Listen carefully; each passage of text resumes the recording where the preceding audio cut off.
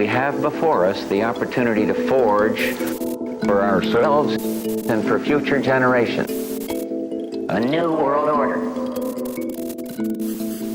This is Multipolarity, charting the rise of the new multipolar world order. Coming up this week, Russia has rained Oreshnik hypersonic missiles on Kiev. 4 people killed, 549 missiles apparently shot down.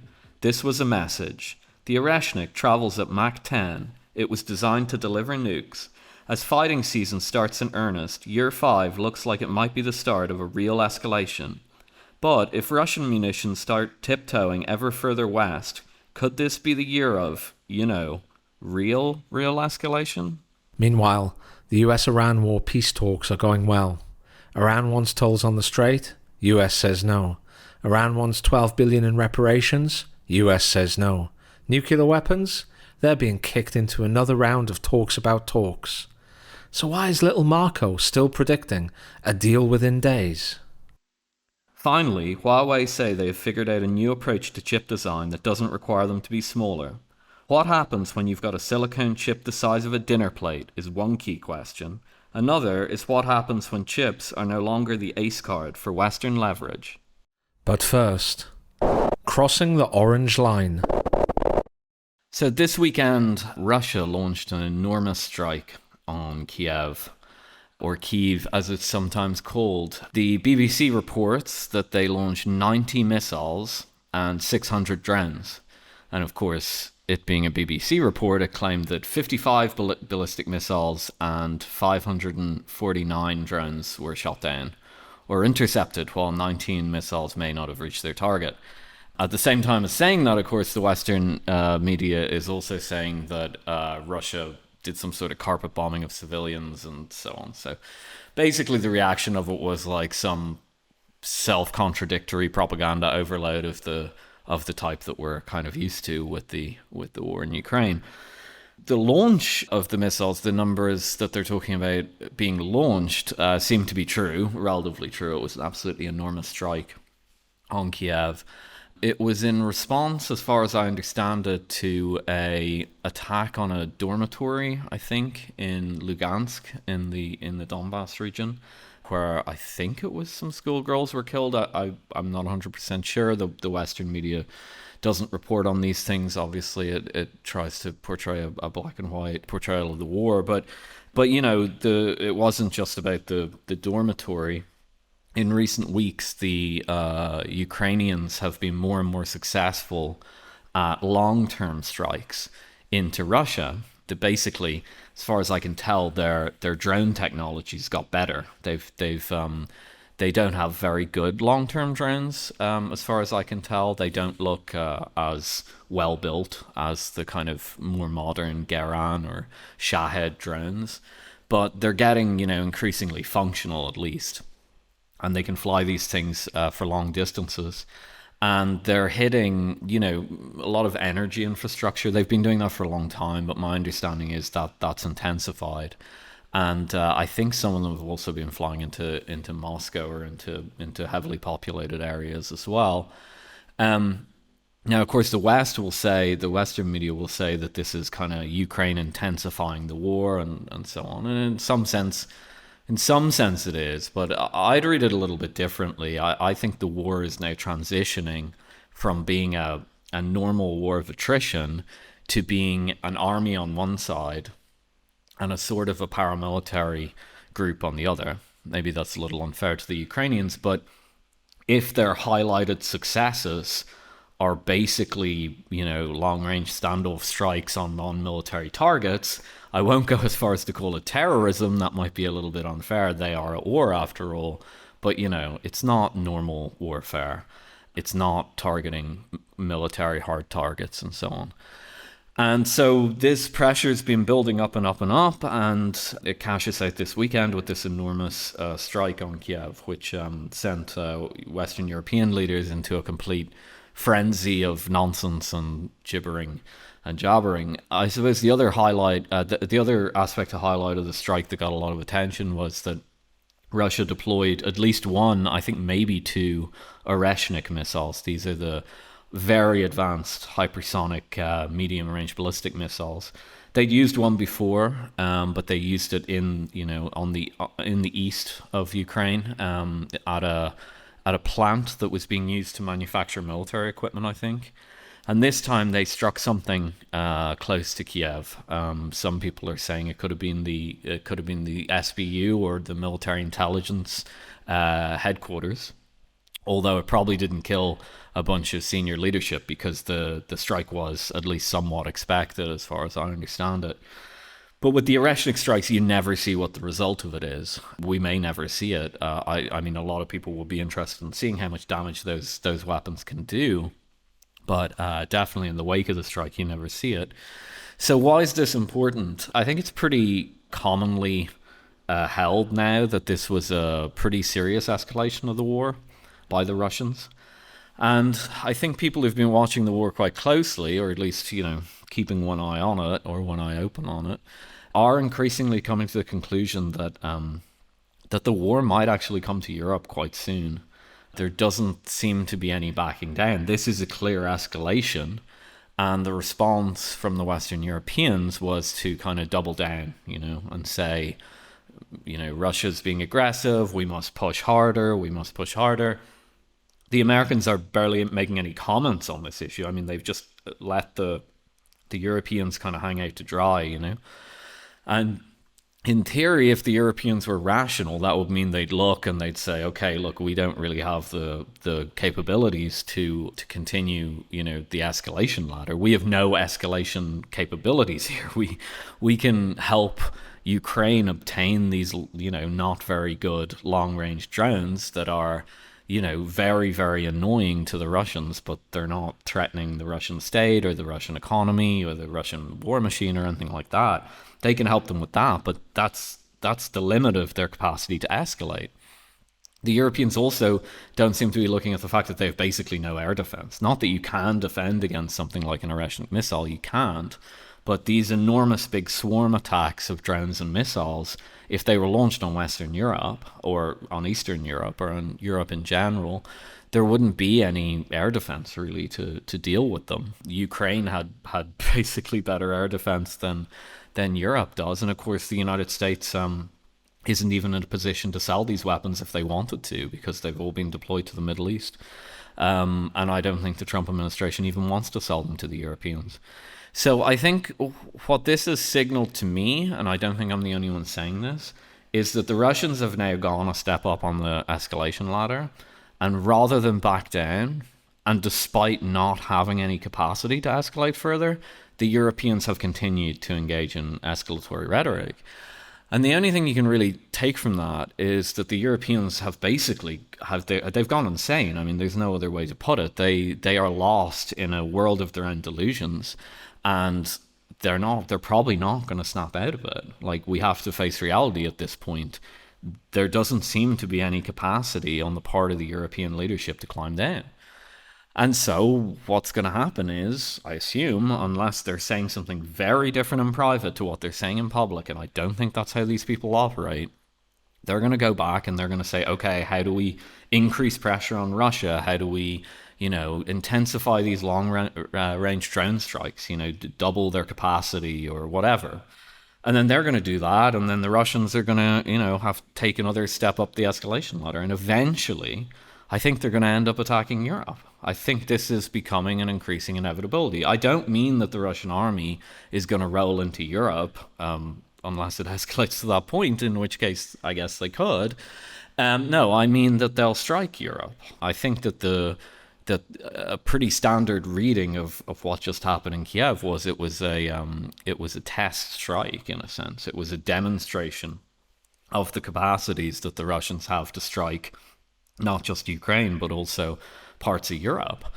I hope I'm wrong about this. I really hope I'm wrong about this. Maybe the European leaders are saying, they're barking in public as loud as they can, and then they're going and they're meeting in their secret rooms and they're saying, look, this is getting a bit out of hand. How do we dial it back? We definitely saw a couple of weeks ago that, they were making some They were making some noises about talking to Russia and sending like Stube to talk. It was all nonsense ideas, of course, but they were at least raising the possibility of talking, you know. So there's a possibility that that's what's going on behind the scenes. But what we all just saw publicly after that strike was a seeming desire on the part of the Europeans to escalate further and continue to escalate. And as I said, they have no capacity to actually escalate, but you know, that's why I'm saying they've gone insane. But that's the desire. And if that happens, and if we keep going through this cycle, I think the war could come to Europe maybe even by the end of 2026, but definitely, you know, moving into 2027, I think it's a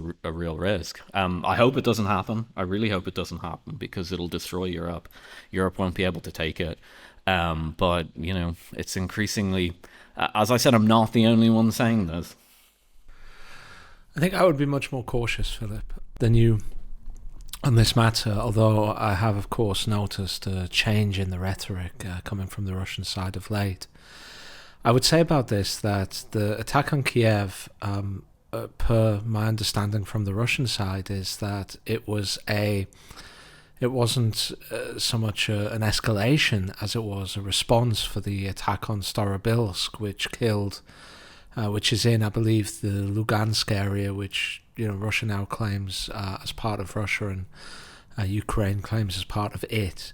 And there was several waves of drone or missile attacks on college dormitories there, and it killed some 20 odd female students, which unfortunately is becoming a running theme with Western sponsored attacks on nations, is killing kind of, you know, young people in education. But that's another story. And my understanding is that the Kiev attack was a direct response to that, and of course that is not really being covered in the Western press. The, you know, CNN and the BBC refused Russian invitations to go and see the disaster zone at Starobilsk, and it's been reported as plainly a Russian escalation.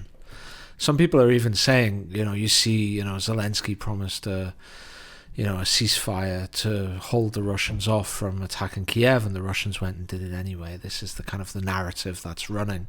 And I've seen several senior Western European politicians make that point, that, you know, Russia is irredeemably untrustworthy because of this, completely ignoring the Starobilsk situation. I mean, whichever way you look at it, that's the Russian claim, and it, you know, that should be made plain within the Western press, even if it's, you know, you don't believe them.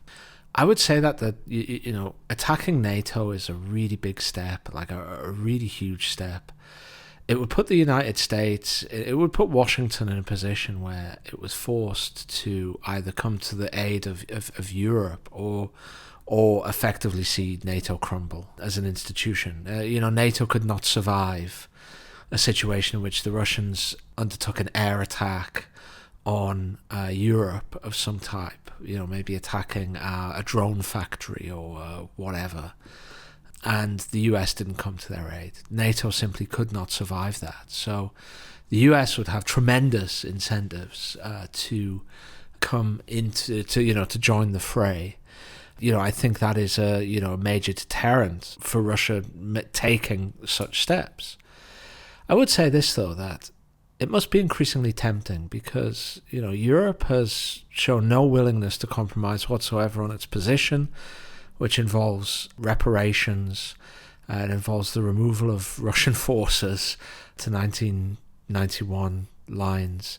It involves, you know, war crimes tribunal. I mean, these are like maximalist aims here. And at the same time, as you quite rightly say, they're doubling down on the aid that they're providing Ukraine. And even as the Ukrainian army is kind of slowly being ground down, you know, these drone attacks on Russia must, you know, be frustrating and annoying, and it must be tempting for Russia to say, like, look, enough of this, we need to put a stop to it.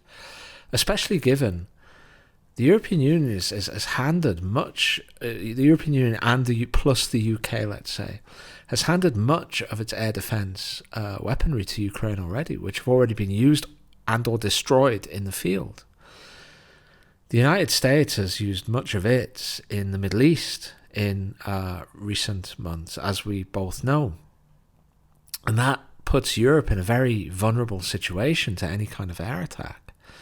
So, given the prize of dissolution of NATO and an end to the war in Ukraine, and Europe is uniquely vulnerable at the moment because of a confluence of foolish foreign policy decisions, both in European capitals and in Washington itself, it must become increasingly tempting for the Russians to drop the boom, I would say. And that, of course, is the risk. So while I don't think direct attacks would happen, it is, of course, a possibility and must be a great temptation. I would say before they happened, there would be, things like deniable attacks on internet lines and electricity interconnectors and things like that. And maybe some sabotage attacks. That would maybe be higher up the list, but I think it's important for the Europeans to understand that they are really playing with fire at the moment. There's a sense that they miss the entire point of this. I mean, my views on the situation are well known, I suppose, but they really do seem to be, blasé and insouciant and fundamentally unserious when it comes to this matter. They really seem to lack, the sense of scale and gravitas that's required to put an end to the conflict. Well, I mean, that's assuming that sabotage attacks haven't been taking place throughout the war. And I'm not sure if you should assume that. That's all I'll say. I guess one chip that they have to play before they move to all-out strikes would actually be seriously curtailing energy supplies. The main hope I have that we don't get into some sort of a conflict situation between Europe and Russia is that, generally speaking, these kind of insanities, if you will, that take over politics sometimes, they dissipate when a shock comes.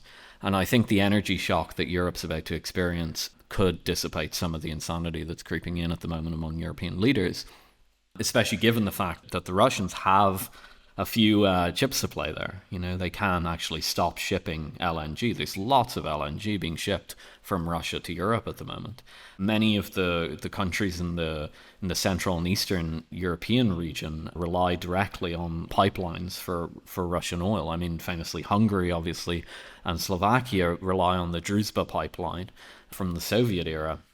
And of course, when Orban was in, the Russians would have kept the oil flowing, but with the current government, they could just choke that off completely. And that wouldn't just impact Hungary, it would massively impact Hungary, but it would impact the entire region, because then there'd be a scramble for oil. It would impact the entire Central European region if they shut that down. So they have the energy tool, I guess, or the energy weapon, or whatever you want to talk about that, I guess, before they could move to direct strikes. But I don't know about the sequencing here. I mean, to my mind, the way you described the response to the attack on the dormitory is from what I can tell correct. But that kind of tells you everything, doesn't it? Because, if the Ukrainians want to escalate, or if forces inside Ukraine want to escalate, they know how to do it. You see, that's the problem with these lack of responses from the Europeans, that if you let people do whatever they want, that gives them the potential to get the other side to escalate. That's the issue here. So Russia's shown, I wouldn't say a red line, but let's say an orange line. It's shown an orange line, which the Ukrainians can pass without asking for permission from the Europeans. And the Russians have now clearly signaled, if you cross this orange line, we'll escalate. And so that's given the Ukrainians the strategic capability of escalating the conflict. And maybe some people in Ukraine don't want it to escalate. Sure, maybe they're like, okay, that's too much. But if just some people do want it to escalate, they can now do that. And the Europeans just don't seem to understand that. I really mean they do not understand that. I think these leaders are so poorly educated, they're such mediocrities. I don't think they actually understand what they're dealing with. You got to remember that ever since NATO's had a central command, the United States has basically managed all these issues. So the United States has all the kind of resources to understand these types of conflicts and so on. And it can keep a lid on them, and it can kind of make sure that the escalation dominance or the escalation ladder doesn't go up too high and so on. And my sense is that once the Americans kind of stop paying attention to the whole thing, you're left with a bunch of idiots, basically. And it's not because the Europeans are fundamentally stupider. It's because the Americans would have had their people in place to ensure that they had dominance over that organization. So they just wouldn't allow any, local yokels, as it were, to climb the ladder. And so if you remove the kind of the head or the brain, all you've got left are like the arms and the legs flailing around wildly. And I think that might be what's happening in Europe. And I hope it doesn't get out of control. I hope you're right. I really, really don't want to see a conflict between Russia and Europe. It would destroy Europe. I mean, Europe is already in such a hard place. Europe would fall apart completely. It wouldn't even matter if it didn't go up to like World War III and fighting in trenches. I don't think it would go up to that because the Europeans just don't even have the capability to do that. Try and impose a draft in Germany. You'll have riots in the streets. They don't have the military equipment to give these soldiers. My concern would be that just missiles or drones start flying into Europe. And look what happened to the Latvian government when some Ukrainian drones flew into Latvia. The government just collapsed. I saw today that Lithuania's just had a bunch of drones violate their airspace. Is the Lithuanian government going to collapse in the next few days? That's what would start to happen if Russian munitions started flying in. I don't think there would be a rally around the flag effect. I don't think there would be at all. I think all these people would start pointing fingers at each other like that Spider-Man meme online, and governments would just collapse. And all the people would be just like, what on earth is going on? Let's be honest, no one cares in Europe about the Ukraine war anymore. There's a small hardcore of people that are really into the Ukraine thing. But what is it? 5% of the adult population? It's not enough to build support for this war. At the very beginning of the war, maybe, when everyone was waving flags around and there was a big push, we're not there anymore. And we've got serious economic problems coming down the pike as well. So I'm very concerned. But look, overall, I hope you're right. I hope you're right. I really do. I think it will be a complete catastrophe. But it'll be very interesting to see now in the coming weeks if these kind of escalatory dynamics start to build on themselves. I hope they don't. I hope you're right, but it's definitely worth watching. Hard bargain. Over the weekend, there was increased hope that a peace deal would be signed between Washington and Tehran to bring to a close the conflict in the Middle East between Iran on one side and the United States and Israel on the other. This conflict, as we know, has led to a shuttering of the Strait of Hormuz, and thus a slow strangulation of the world economy. Where we're just getting at that point where the global economy is starting to gasp for breath and is realizing the terrible state that it's in. We're perhaps not quite at full asphyxiation just yet, but we're glimpsing that point somewhere down the line. So what happened? Well, what happened was that both Donald Trump yet again said that a deal was very close, but this time it appeared that the Iranians had confirmed it. The problem that we have here is fundamentally that the Iranian bottom line, i.e. what Tehran will accept in exchange for reopening the Strait of Hormuz and ending the economic pain that it's inflicting on the world, is simply politically unacceptable in Washington. Now, we saw the neocon element, people like Mark Levin, for example, go absolutely potty at even the Trump position or the Trump proffered idea for calling the war to an end. Okay? Now, that was a position that there is no way that Iran would accept. This is a position from which he would have to negotiate down, from which he would have to make concessions. But even that was too much for the kind of like the pro-Israel neocon lobby in Washington. It was seen as outrageous. It was seen as beyond the pale. He would have to escalate and continue the war. I don't know how. But what Iran is likely to demand is just going to be so politically unpalatable in Washington that it's difficult to understand how Donald Trump can actually get it through the system. The problem with that, of course, is that if he refuses, then ultimately Iran will continue to do what they're doing, which is sanctioning planet Earth. Because that's what Iran is doing. You know, for many years, mainly the US, but also Europe as well, has been able to impose sanctions on nations who are behaving in ways that the US or Europe dislike. Now, that might be behaving in such ways as having a government that has a political ideology that goes against the West, like a communist ideology or a fascist ideology. Or it might be because they've acted aggressively, they've invaded a neighbouring country, or they've engaged in terror attacks or whatever. But for whatever the reason, the United States and Europe, since the war, and with an increasing pace since the Cold War, has been able to sanction individual countries. And by doing that, really crush their economies and to bring their economies and their citizenry to the point of penury. And the idea behind this is that the citizenry will be so upset and frustrated at their rapidly declining standards of living that they rise up and remove the government. Or at least the West can feel happy that they've punished this country for behavior that they dislike. What's happening now is that the Strait of Hormuz and Iran's geographical location and its high degree of specialization in missile and drone power has allowed it to essentially sanction the world. It's allowed Iran to be the sanctioning country. It's allowed Iran to say, look, the United States and Israel are doing things that we don't like, and therefore we're just going to sanction all of you until, they scream they scream mercy and do what we say, and then we'll stop. So you've got these two competing problems at the moment, that what Iran would demand as a bottom line to stop that, which is total relief on sanctions, a return of the Iranian assets that are frozen in Western institutions at the moment. It would require kind of an acceptance of de facto Iranian control over the Strait of Hormuz. And it would probably require some kind of security guarantee from the United States that it will not attack Iran again in the future. Or in the absence of that, which I personally don't believe the United States can actually credibly offer anyway, some concrete steps that will make Iran much harder to attack in the future.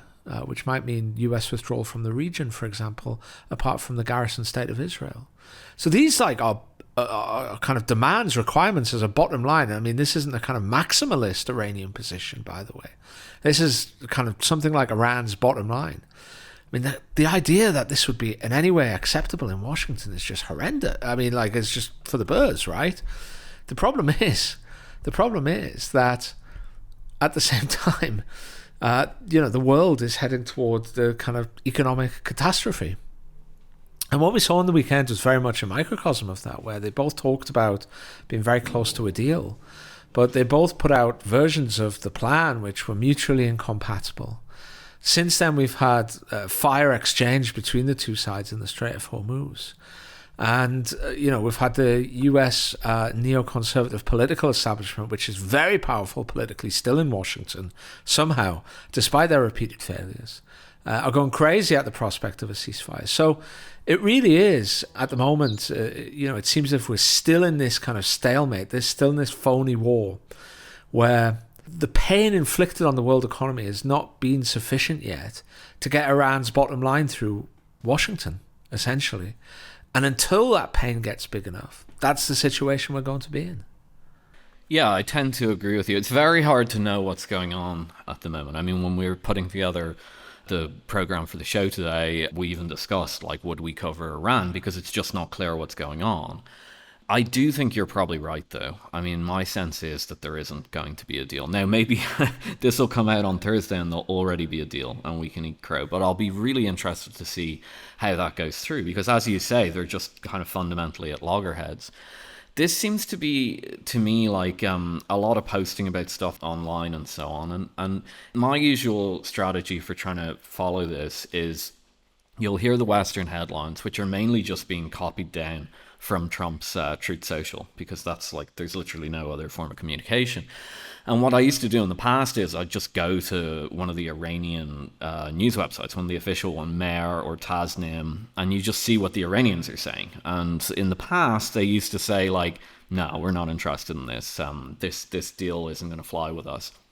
Past couple of days, that hasn't been taking place. Now, why is that? It could be that they're close to a deal. Yeah, that could be the reading on it. But as you said, it just seems they seem at loggerheads over this. I mean, the two other things I'd add to what you've already said are this demand to get the uranium dust, is what Trump is calling it now. And like when politicians start using weird phrasing to like give you an imaginary picture of the uranium, that's because somebody is trying to, interfere, as it were. You get the uranium dust as kind of a mental image in your mind, and then people focus on that, and it becomes a focal point, which you may not be able to get over. Now, my understanding is the Iranians are not giving up their enriched uranium. And then the other meme that keeps coming into Trump's Truth Social posts is, I'm not going to have the JCPOA. I'm not going to have the Obama-era deal. Well, actually, like what you've just described, what the Iranians want is much worse from an American perspective than the JCPOA. So when I see those things entering Trump's Truth Socials and the reporting on it and so on, I say, yeah, they've probably set like the bar too high on the American side to get the deal over the line. So why are the Iranians being quiet about it? My guess is it might be due to the China trip. We covered the China trip recently, and we said basically kind of nothing got done, and there's truth in that. And there's no evidence to suggest, and I am not saying that the United States convinced China to do anything on Iran. But briefly after Trump left, obviously Putin visited China, and there was a lot of deals done. That was a whole different type of trip. And I wouldn't be surprised if the Russians and the Chinese talked to each other and they said, look, this situation with Hormuz is a complete disaster. We don't want to bail the Americans out or anything, but maybe we should have a word with the Iranians and kind of tell them, just give the Americans a chance at least, even if the Truth Socials don't look very promising or anything like that. Just give them a chance. Give them a chance. And that's, I think, what's happening here. I remember midway at this point, probably in about 2024, maybe early 2025, something similar was happening in Ukraine. The Indians and the Chinese kept putting pressure on the Russians to kind of give peace a chance when the Trump administration first came in. And a lot of people were very skeptical about this. It feels kind of like the same thing's happening at the moment with Iran. Now, as I said, look, maybe we'll be surprised and they'll get a deal over the line and they'll reopen the strait. Now, if they do, it doesn't mean the energy crisis is gone. The energy crisis is not gone. The strait's being closed for long enough now that we're going to see a major disruption in global energy and probably food markets as well. But the difference now is between like a bad shock and a potential depressionary shock is what people are talking about if this lasts for the rest of the summer. We'll see what happens. My reading of it is the same as yours, but the fact of the matter is we actually know nothing at the moment. We're really just looking at various statements that are extremely vague. I'd say from Trump, they're extremely vague. They contain this bath salts issue or whatever he's called, the dust issue. And on the other hand, and the JCPOA is constantly being mentioned. And on the other hand, the Iranians are just staying quiet, right? They're just not talking that much. We don't know. We don't know. It could be that there's some mad, crazy deal coming in the background. But my guess is, yeah, this is impossible. And what you said toward the end of your comments, I think is exactly correct. That in order to put enough pressure on the Americans to ignore the neoconservative lobby and so on, to ignore all the people that are, talking about dust and JCPOA, to get rid of all those people, to make them kind of discredited and drive them out of the room, there needs to be some actual real pain on the American economy. And I think that probably won't start coming down, the pipe until, maybe midsummer. I think we're probably quite close out now to the initial disruptions to energy markets. We could even be a week away. We'll see. Could be a couple more weeks. But even if we're that close, I think for the real pain to start, for the prices to start, the energy prices to start feeding into other goods and so on, I think we're probably talking about mid to late summer. And I think it's really only, having some sense of the politics, it is probably only at that point where the neoconservatives will just come into a room and start talking about JCPOA and how you can't be like Obama, and the Trump guys will just be like, yeah, voters don't care about that, like people's food prices are going up, you're discredited, go away. My sense is you probably need that kind of a level of crisis to it. So I think we agree, but look, nobody knows, and when this podcast comes out on Thursday, maybe, world peace will have been achieved. You never know. Well, you say that, but literally as you were talking, a friend of mine just messaged me and said that Rubio has said that a peace agreement will take days. So it literally might be the case that when this comes out, we have to eat a little bit of crow because a peace deal indeed has been inked, at least. What I would say about this is that there's another factor involved here. Like, you have to remember that the Trump administration could not even impose its will on Ukraine and Europe. Two nations or a bloc with actually quite powerful lobbying in Washington, but nothing compared to the lobbying power that Israel enjoys in Washington.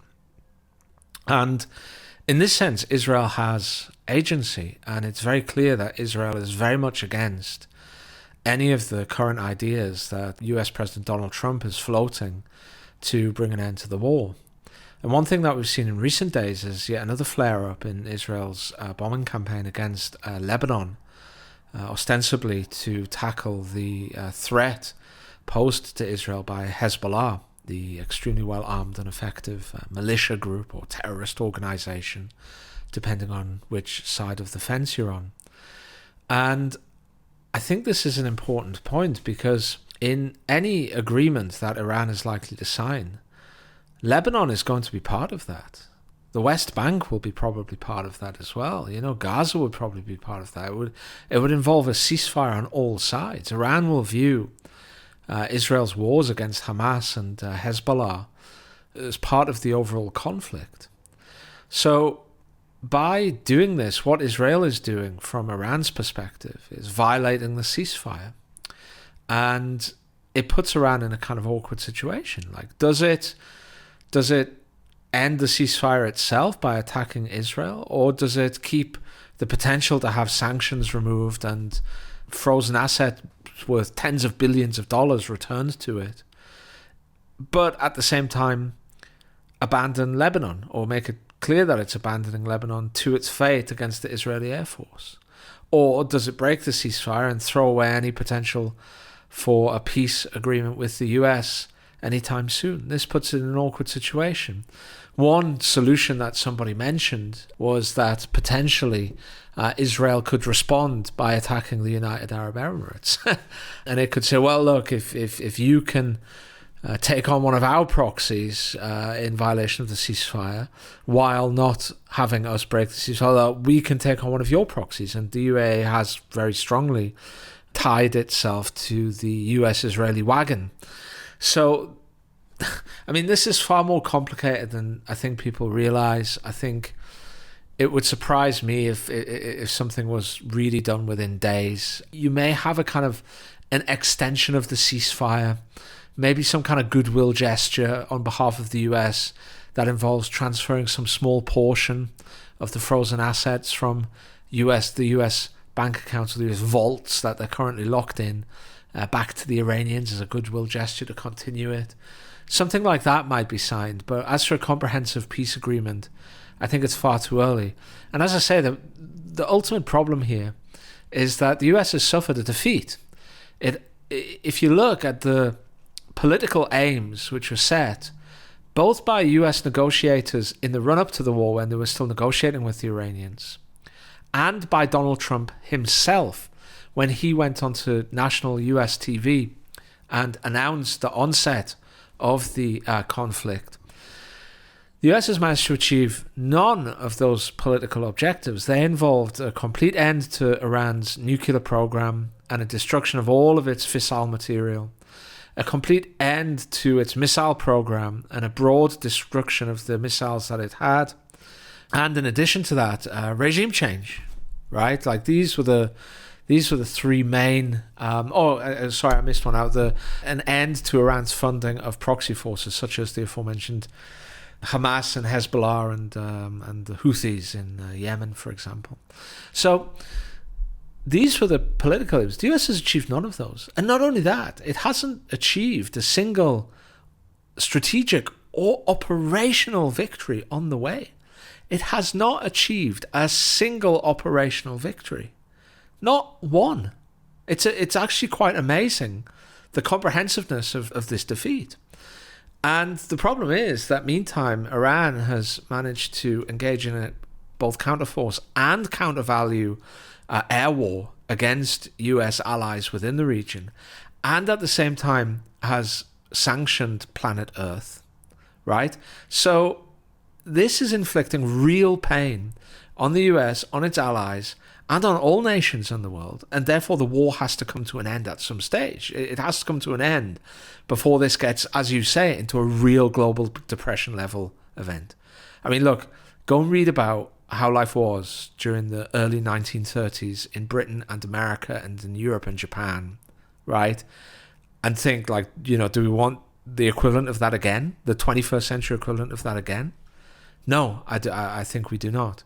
So the war has to come to an end, but the problem is, for it to come to an end, Trump will have to crystallize the strategic defeat which has already taken place.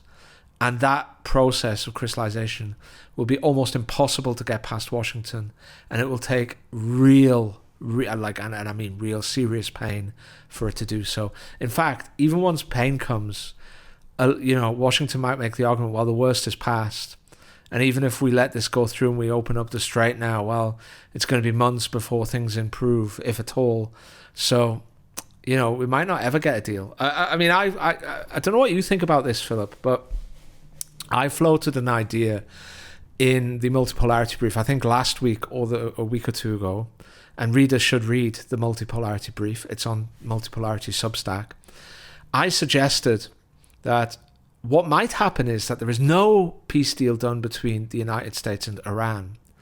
And what we instead see are a series of quite quiet bilateral deals where countries in desperate need of oil, or countries who desperately need to sell oil because that's what their economies rely on, quietly do deals with Iran to meet their terms. And we see a reopening of the strait that way. They all pay their tribute to the mullahs in Tehran, and the Iranians in return open the spigot again. Maybe that's the way we'll go. Or maybe, as little Marco has just promised us, there will be a deal within days. Just really quickly, devil's advocate on the Hezbollah question. Pure devil's advocate, by the way. I have no idea what's going on. I'm not going to pretend to. But the Iranians could be watching how well Hezbollah are doing in southern Lebanon at the moment with drone strikes and just say, like, well, if the IDF want to take a beating, they can. I mean, it's, the Lebanon war that's going on at the moment has been really underreported. But if you follow the kind of geopolitics Twitter, the amount of video coming out of drone strikes by Hezbollah and the IDF are like, they seem like Ukraine level amounts of recordings. I mean, they seem to be doing some real damage. The Hezbollah were using ATGMs, anti-tank guided missiles, Cornet mostly, for their operations prior to the current phase of the war. Access to drones seems to have taken Hezbollah up to a whole new level. So there's a possibility that Iran is looking at it and saying, wow, they're really going to give the IDF a beating in a kind of almost Ukrainian-style drone war. But again, I'm just playing devil's advocate. Diplomatically, it would be actually very embarrassing for Iran to climb down on that. I think your idea of a kind of a... the whole thing kind of just falling apart through bilateral deals and so on. I think that's pretty compelling. It's definitely something to watch for. And the only thing I'd say apart from that is I'm kind of only underlying something you've already alluded to. Watch out for fake deals. There might just be fake deals. They might say, oh yeah, we have a deal, and they sign a bit of paper or whatever, but the traffic in the Strait of Hormuz doesn't move. Watch that traffic through the Strait of Hormuz. It's all that matters. That'll tell you if anything has been achieved or not. So watch out for fake deals as well in the coming weeks. And that is not cope, as the kids say. It's just the nature of this game at the moment. By the way, one more thing about fake deals and traffic through the Strait of Hormuz being the true sign of action. I mean, that tells you everything you need to know about who won and who lost, because before this conflict started, traffic was flowing quite freely through the Strait of Hormuz.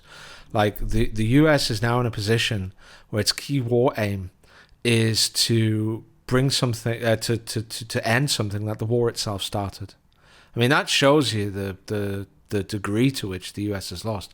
All of its other stuff, like truly getting regime change, destroying the missile and drone program, for example, that's now off the table, right? Like, that's now gone. They're still talking about the nuclear issue, which I think is actually a positive, because I think Iran and the US can kind of finesse that issue in some ways, right? And I think by focusing on that, rather than asking Iran to disarm by getting rid of all its missiles, for example, which is ludicrous, or telling Iran who it can have as government and who it cannot have as government, like all those are absolute non-starters. But maybe with the nuclear issue, you could have some kind of de-enrichment, some dissolution of the down to a certain point, or Iran could transport some of its fissile, highly enriched fissile material to a third-party nation that it trusted to store it, like Russia, for example. I don't know what the truth of this would be, but you could look at it and think that the two could finesse that issue. But a big part of this, as you say, a big measure of success now, is the US just getting something that it already had before it spazzed half of its long-range weapons up the wall, right? That shows you how bad this defeat's been, Philip. Sino Silicon. So we haven't covered chips for a while on Multipolarity, the podcast. Our chips coverage used to be so extensive that producer Gavin told us to lay off the chips for a while, guys. Some of us needed to lay off the chips more than others, but we kind of solved that problem in the second half of last year, Philip. That's right. Andrew is referring to his very successful weight loss, which we all congratulate him on, which correlated very strongly with lack of chips discussion on the show. But the situation has developed actually quite extensively this week. I don't think the timing is a coincidence, as I'll talk about in a moment. Basically, two news stories and social media dust-up, which is worth covering too. The first story is that Huawei have said that they've figured out a new approach to chip design that doesn't require making ever more compact chips. So basically the hurdle for Huawei to make chips as good as TSMC, the Taiwanese company, is their lack of access to the ultraviolet lithography technology that comes out of ASL in the Netherlands. And basically these machines have been sanctioned. They're not allowed to be exported to China. And the idea, of course, is that therefore you hobbled the industry by doing it. Now, we've always been skeptical of this because we believe in scientific innovation, would you believe? It's a crazy belief that we have, but we just think that the Chinese will manage to innovate around this. So Huawei have basically come out and they've said, we're developing chips in a direction that doesn't need the ultraviolet lithography machine. Basically, the approach that the West have been taking to chip design is to cram as much into as small a space as possible. So when you hear about these, nanometers, 3 nanometers and less, it's just they're getting all that, capacity into that tiny, tiny little area, and that's what you need these lithography machines for. Well, the Huawei is saying, okay, we're not doing it that way. We're going to work on design efficiency instead. We're going to make the architecture of these things as efficient as possible, rather than trying to shrink it as much as possible. I'd really recommend that people go on friend of the show and frequent guest Warwick Powell's blog. He's done, or Substack, I should say, Warwick Powell's Substack.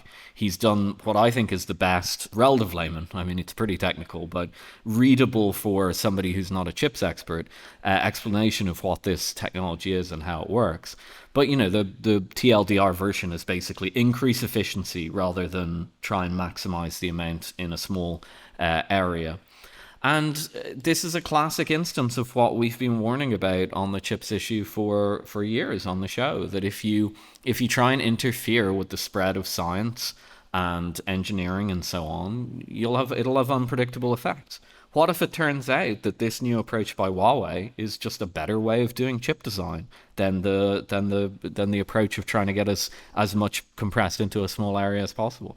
Well, if it turns out to be better, then they'll outstrip the West, and they may end up with a technology or a set of skills that the West doesn't possess. So this is yet another vindication that you can't, ban the printing press, in effect. The second thing that happened was, it was announced today, actually, only a few hours before recording, that a Chinese scientist has returned to China from Japan.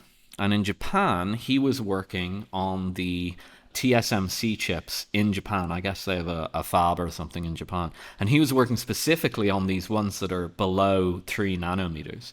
And the guy's won like all sorts of prizes. He's like a prodigy engineer or whatever. He's a Chinese guy that was working for the Japanese TSMC in Japan. He's just returned, I think, with some of his team to China, and he's saying in the Chinese press, "I'm going to modernize the Chinese chip industry." So the timing of these things is never coincidental. And that brings me to the online Twitter spot, because it tells us something about the timing here. These two announcements take place shortly after the Trump trip to China. Again, none of these things are coincidences. In international diplomacy and geopolitics, there are no coincidences. And how I think you can show that is that a really interesting spat took place on Twitter earlier this week, at the beginning of this week, between one of the guys working on these chip issues at the State Department. I think he's working under Rubio at the State Department. And Arnaud Bertrand, the French entrepreneur living in Southeast Asia, in Asia somewhere anyway. And he's become a really well-known Twitter account for following developments in China, especially around science and technology. He himself is a technology entrepreneur. And I won't go into the details of the debate. It was actually around the Philippines, and plans to try and lock them into the American supply chain. Bertrand was kind of making fun of this and saying America is now just trying to impose kind of, security monopolies on these countries because they can't compete in the open market and so on. Anyway, they went back and forth about it. It's not actually that germane to the issue, although it's very much so related. The surprise is that the exchange took place at all. I mean, Arnaud Bertrand is like a relatively big account, I guess. He's got about 220,000 followers, something like that. He's long been in the kind of multipolar space. We've been interacting with him since we started the show, effectively. I'm surprised we haven't had him on, actually. I met him a few weeks ago at an event, an international event. But, he's the kind of guy that we probably would have had on the show, let's put it that way. Maybe we will at some point. And, this fairly senior official at the State Department is arguing with him on Twitter. I think it's all tied together. I think that the Chinese basically waited for the Trump trip and then, probably communicated to the US delegation some of this stuff that's now come out in the press privately. I mean, why not? And then that kind of like, it sent a bunch of wheels spinning at the State Department on all these people who are trying to do this economic warfare strategy against China.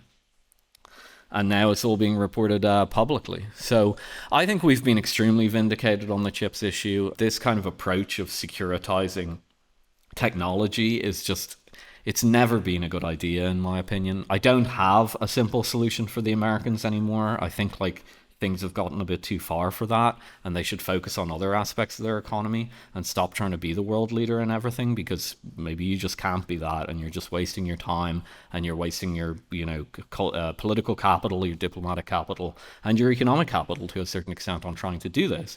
But I think it's far too late for the United States to pull up the drawbridges on technology, if you could ever do it to begin with. So what's really interesting about this, Philip, is if you look at the Chinese ascent up the, what economists call the value-added chain, that is, how much value that you add in the manufacturing process. And to give listeners an example, manufacturing tat or plastic children's toys for Walmart is very low value-added service. You might take a lump of plastic and then press it into a shape and package it and fling it out the door and onto a container across to Walmart, right?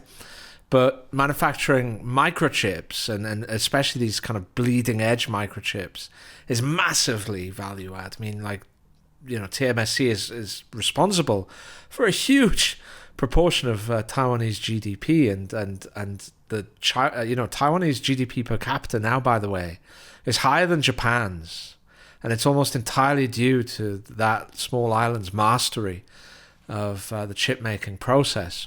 But if you look at China's ascent up this value-added chain, a lot of it comes from the Made in China 2025 program, which was finally presented in 2015.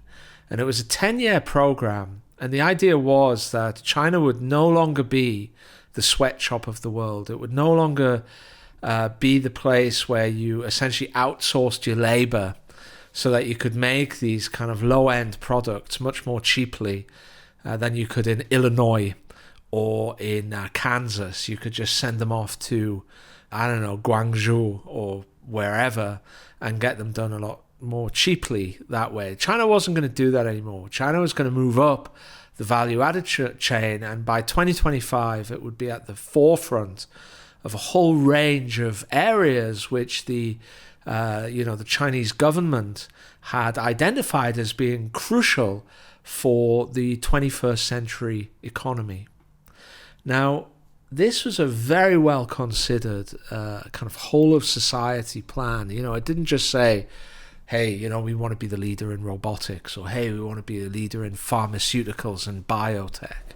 Like, let's do that. Let's do it by positive thoughts and determination and elan and the magic of the market. No, it had it was a seriously well considered plan that looked at everything. From educating the right people through to providing the funding and the research and development, all of that sort of stuff.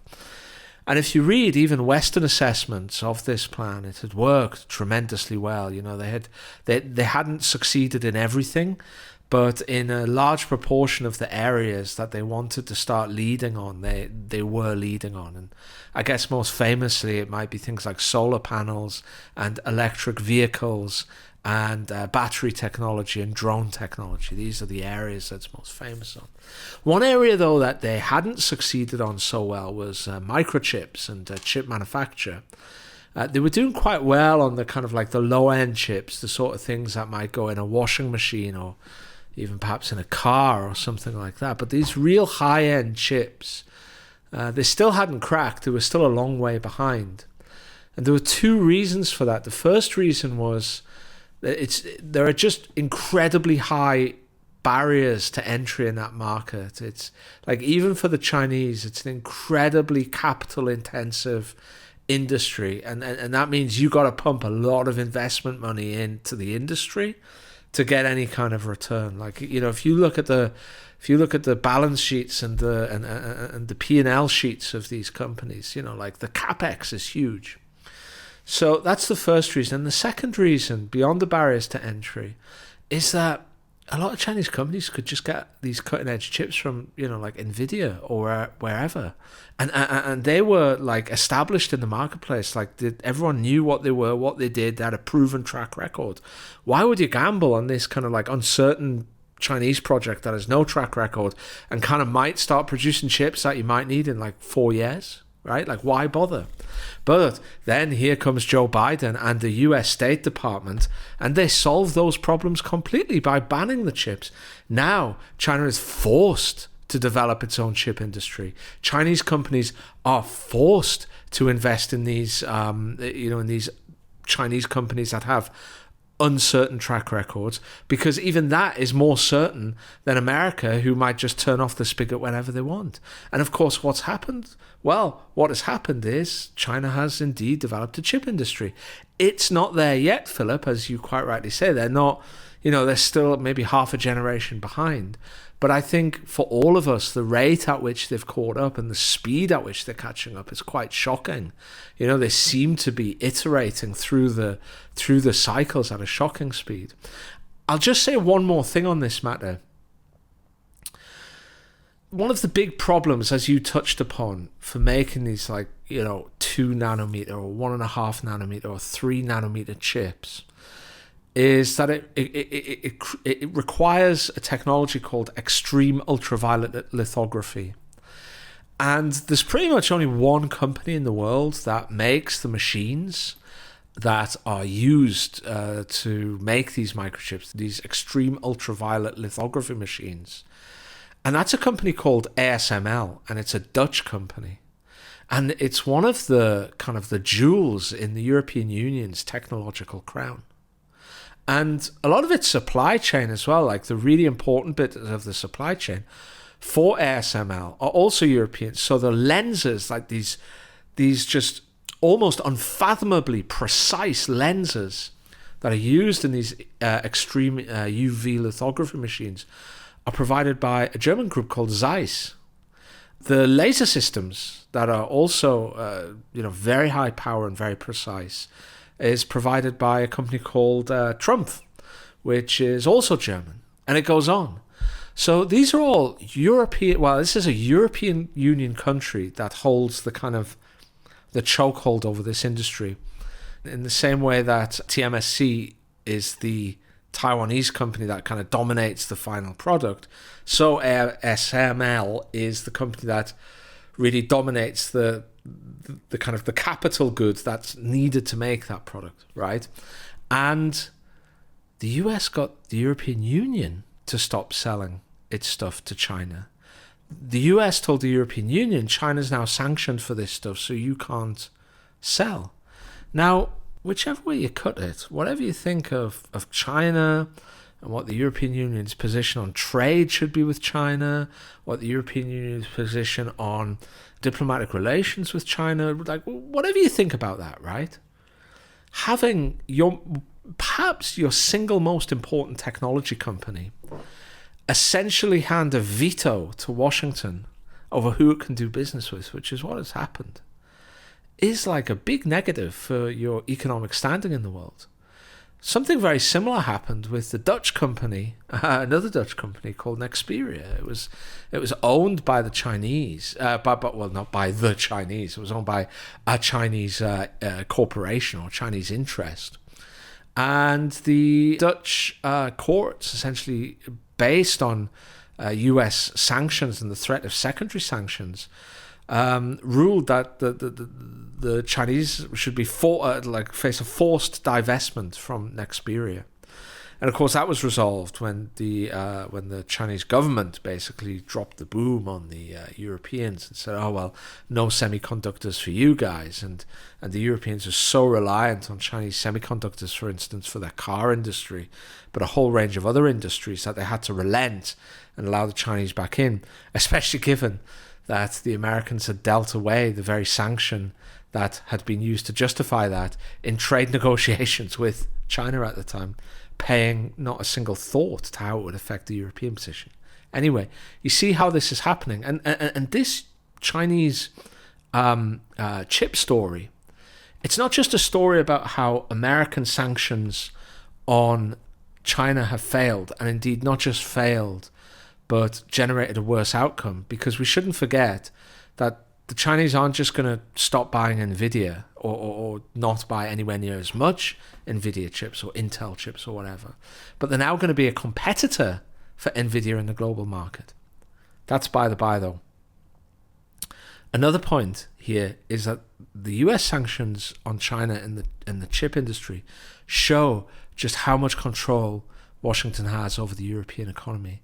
Europe, it seems, has no defense whatsoever against the US simply dictating who Europe can and can't deal with. Now, whether they go along with that willingly, as I suspect some do, you hear Kaja Kallas say, one of the reasons that she wants to defeat the Russians is that so that she can then better concentrate on defeating the Chinese. I mean, this is, crazy talk, but it is Kaja Kallas.